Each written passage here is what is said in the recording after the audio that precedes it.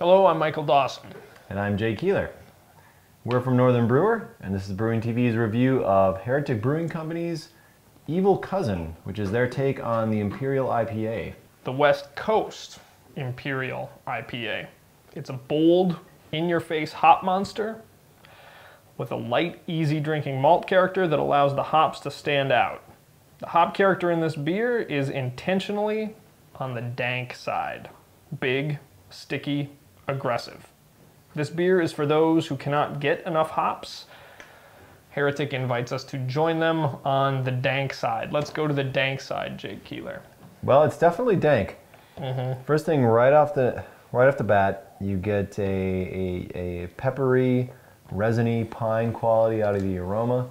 Very light citrus notes, a little orange zest, but not a lot. This is not a fruit bomb on the nose. This is more of the resiny, piney West Coast style. I was gonna say grapefruit juice in a salty dog. There's a little garlic plus black pepper quality to that, reminiscent of maybe some summit hops being used. I get that more in the flavor than I do in the aroma. But yeah, I agree about the funky, piney, resiny, maybe a little tangerine. Both in the nose and the aroma, I get little flashes of the malt struggling to peek through, kind of biscuity, grainy, but it's very clean, don't you think? This is a very clean beer. It's a very dry beer, very much in line with the West Coast IPAs and Imperial IPAs coming out right now, really putting the profile on the hops. The malt is there. There's a slight backbone there. It's strong enough to balance out those hops, but it's not in equal parts. I think this is really about the hops. This is definitely about coming over to the dank side. What kind of food would you pair with the Heretic Evil Cousin? Go. Actually, I think some seafood would be good, some shrimp or maybe some tuna. I was just down in Florida. If you find yourself in the Florida Keys, maybe have some yellowtail. Y'all know what I'm talking about.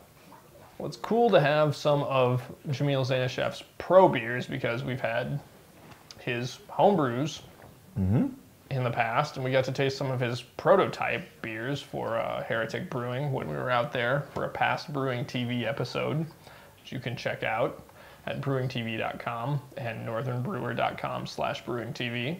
Yeah, we caught up with him just as the brewery was getting put together. I think we caught up with him right as fermenters were being brought into the space. He was letting us try some of the beers that they were going to be producing. So it's really cool to now see it kind of come full circle and to try some of his beers on the professional side.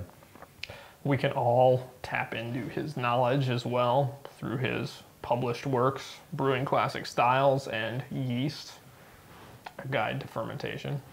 So cheers to Heretic Brewing Company for making a fine example of the West Coast Imperial IPA. I think this one really hits all the marks. If you can find it, join them on the dank side. Cheers to that. All for brew. Brew for all.